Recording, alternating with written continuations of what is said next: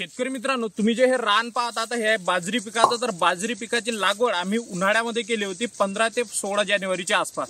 तर बाजरा हे तृणधान्यांमधलं अतिशय महत्त्वाचं असं पीक आहे। यामध्ये प्रथिनांचं जे प्रमाण आहे ते सर्वात जास्त आपल्याला पाहायला मिळतं। MDBH 312 ही महोदया कंपनीची बाजऱ्याची व्हरायटी आहे, उन्हाळी व्हरायटी आहे, ज्याची आपण लागवड केली होती।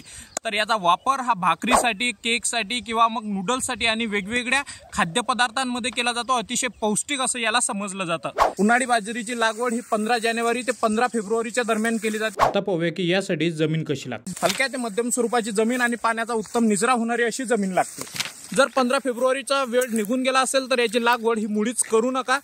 शेतकरी मित्रांनो, याच्यासाठी आपण वेगवेगळ्या जाती वापरू शकता। ज्या चांगल्या जाती आहेत त्या तुम्हाला स्क्रीनवर पाहायला मिळत असतील।